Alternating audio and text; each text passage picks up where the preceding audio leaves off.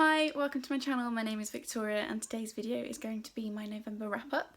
If you've watched any of my previous videos, you'll see that today we're in a different filming space, so I thought I would give this a try and we'll see how we got on. If you saw my bookshelf tour, you'll know that we're in my spare room and we've got basically my Margaret Atwood bookshelf there, and then my hardbacks here and here, and my little typewriter, which I absolutely adore. Yeah, so I thought we'd try this out today. I read 4 books in November, which is about average for me. About 1 a week is about normal. I loved 2, I DNF'd 1, and I was disappointed by the 4th. So let's see. So the first book that I read was Cersei by Madeline Miller, and it's such a massive book I'm struggling to get it in the frame next to my giant head. This, if you haven't heard of it, is the story basically of Cersei, who was a Greek goddess. She basically had a human voice, and she was kind of cast out and shamed by the other gods for it. And she was also a witch, and the thing that made her get banished to an island was that she turned another nymph into a giant monster. This, first of all, definitely is going to win the award for most beautiful cover of the year. I mean, just gorgeous. And then if you take the dust jacket off, which I always do when I'm reading books, I hate reading books with a dust cover on, look at that, like, it's just gorgeous. And then also you get this really lovely and really detailed map of her island, and even like on the edges you've got this like Greek, can you see that, like Greek detailing on all the edges. It's beautiful. This for me was a 5-star read. I can see that it wouldn't be for everybody. It's very slow, it's very character driven, it's a character study more than, there's not a lot of like action that goes on, it's more character studies, but she obviously lives for thousands of years, so she meets loads of different heroes, different characters come in and out of her life and to her island, and I just absolutely adored it. I really love the way that Miller writes. I enjoyed, I basically just loved it. I read it very slowly. It's a bit like dark chocolate, like you need a little bit at a time. But I really like that in a book, so I read this very slowly and I very much enjoyed it, so I would recommend this beautiful book. Okay, the next book that I tried to read and DNF'd is a book that is really popular. It's considered a classic by some. I watched the film earlier in the year when I was ill and really loved the film, found it inappropriately hilarious. It's a genre of book that I usually really enjoy, but I just couldn't. I have a rule where I have to read at least 100 pages of a book before I give up. I've only DNF'd 1 other book this year, and I've read like over 60, so it shows you how rare it is that I give up on a book. But I read 180 pages, I think, so I went over the 100-page mark, and I just hated it. And that book was American Psycho by Bret Easton Ellis. I can see why it's an important book and why it was such a massive book when it came out. It's obviously a critique on consumerism. It reminded me of Clockwork Orange, which is another book that I really struggled to read, but I did finish that one. This one, I just hated it. I just hated it. To me, it was like this just constant list of everybody's, what they're wearing and the labels. The violence wasn't really done that well. There was a scene with a homeless guy and a dog. I'm not going to get any further into it than that, but that was the point at which I kind of had to stop reading. And I'm not somebody who flinches when it comes to violent books, but I just didn't like it. I didn't even, because I've read, sorry if any of you don't know what this book is about, it's about a serial killer psychopath called Patrick Bateman, who is a very successful Wall Street banker, I think. Even that's not very clear. And he, on the surface, is this like kind of perfect guy, brilliantly dressed, great job, girlfriend, but he's also going out at night and killing random people.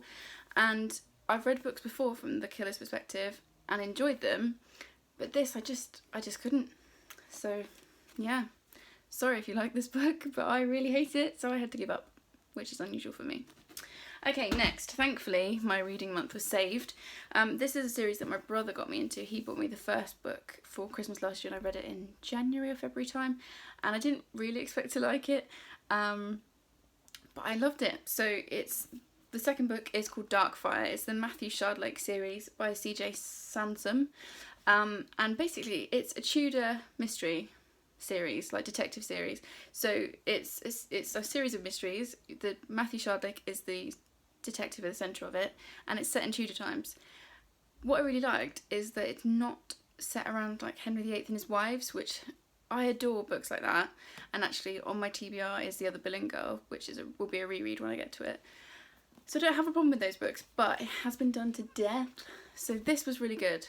Also, even though it's set in Tudor times, it feels like a modern detective story or modern thriller. It's really well done. Matthew Shardlick's a really good character. You really like him. He's not that like stereotypical like detective, down and out, has a drinking problem, has several ex-wives, blah blah. He's a really interesting, very clever lawyer. The first book is set in a monastery, and there's a massive mystery going on. I worked out who the killer was in the first 100 pages, but it still didn't ruin my enjoyment of the book, which is rare. So really enjoyed that first one. This one, Darkfire, is the second one. I didn't enjoy this quite as much as the first one because it was a little bit slow in places. You probably could have taken out like maybe 100 pages. There was a lot of them like crisscrossing London, and you get lots of like journeys across the river, and then they're going somewhere else, and then they end up back where they started, which can be a little bit tedious. Other than that, really enjoyed it. I will definitely be reading the next one, which is called Sovereign. That's gone straight onto my TBR, and yeah, I'd really recommend these. It's surprised me, but it's a really good series. So there's that. Right, then the last book that I read this month is an author that I've been working through her whole back catalogue this year.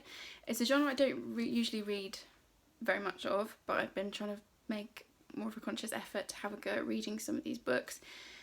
This book could have been a 5-star read, but there were 2 massive problems with it. That book is Some Kind of Wonderful by Giovanna Fletcher. Now, I always feel bad being negative about these books because I really think that Giovanna is such a positive influence on social media. She's a great mum, she's very honest about motherhood and her body, and she's very body positive and all that kind of stuff. And this just was a bit problematic. Basically, the story is a girl called Lizzie. She's been with her boyfriend 10 years. They go on holiday to Dubai and she's expecting him to propose. Now, this is not a spoiler because it's literally on the back, but he, on their last night on holiday, does this really romantic proposal, and halfway through that proposal he changes his mind and tells her that he wants to break up. Oh god, right. So I loved the first 100 pages of this book, and I thought, yes, this is going to be a 5-star read. This is the last book that she's brought out so far, so it came out I think last year.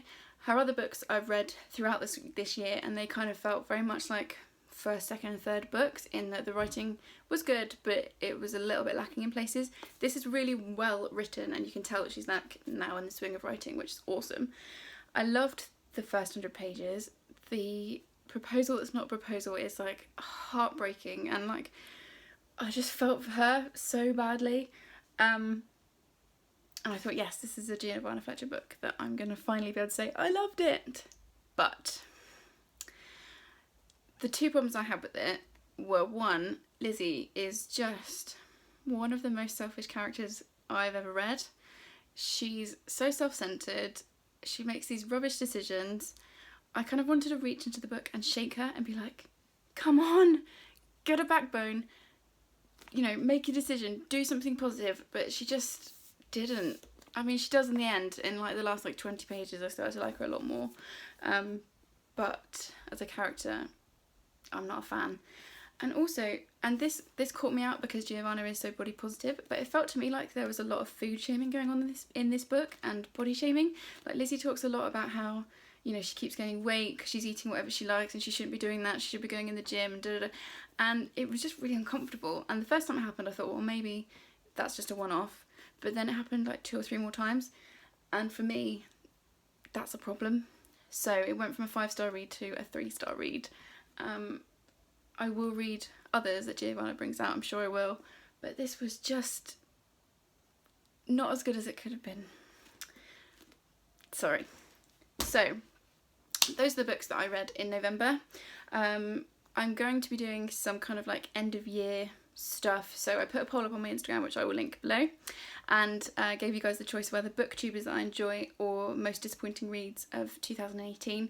the most disappointing reads won by a massive margin, so I'll be doing that next week. And what I'll be doing is going back through my GoodReads and picking the most disappointing read from each month, so there'll be 12. I'm also going to be doing my best reads of 2018, and I also want to do a video kind of looking forward into what I want to do over 2019, so those will be coming up shortly. And I might also do maybe a vlog on like us decorating our house for Christmas, but I'm not sure how I feel about vlogging, so we'll see how we go with that. Everything will be linked below. Please have a chat with me in the comments about books. What have you guys read this month? What was really good? What was disappointing? And I'll see you next time. Bye!